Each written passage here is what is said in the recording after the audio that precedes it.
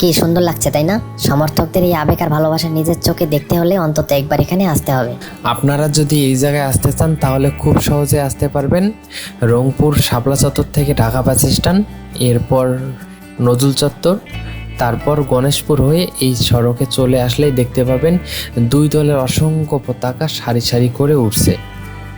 আমি এখন যে রাস্তা দিয়ে যাচ্ছি এটি গণেশপুর থেকে রংপুর বাস টার্মিনাল পর্যন্ত বিস্তৃত। পুরো পথ জুড়ে চোখে পড়বে নীল সাদা আর হলুদ সবুজের রঙিন মেলবন্ধন। যে দলের সমর্থন করুন না কেন, এই দৃশ্য দেখলে সত্যিই ভালো লাগবে।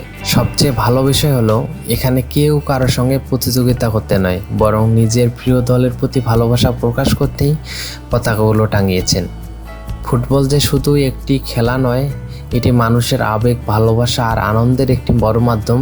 এই সড়কে এলেই তা অনুভব করা যায়। দূর থেকে পতাকাগুলো বাতাসে দুলতে দুলতে এমন এক সুন্দর পরিবেশ তৈরি করেছে, যা ভিডিওতে যতটা সুন্দর লাগছে বাস্তবে তার থেকে অনেক বেশি মনোমুগ্ধকর। বিশেষ করে বিকেলের আলো আর হালকা বাতাসে পুরো রাস্তার সৌন্দর্য যেন অন্য মাত্রা পায়।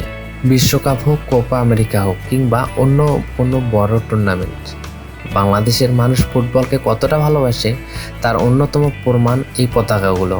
হাজার হাজার কিলোমিটার দূরের দুটি দেশের দলের প্রতি এমন ভালোবাসা সত্যিই অবাক করার মতো।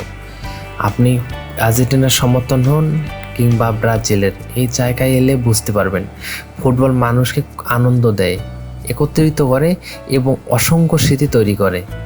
এই সুন্দর পরিবেশ উপভোগ করতে চাইলে একদিন সময় করে অবশ্যই ঘুরে যান।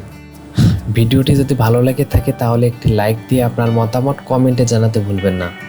আর এমন আরও ভ্রমণ, রোড ভিউ এবং রংপুরের সুন্দর সুন্দর জায়গার ভিডিও দেখতে ডিপ ভিলগস অ্যাডভেঞ্চার চ্যানেলটি সাবস্ক্রাইব করে আমাদের সাথে থাকুন।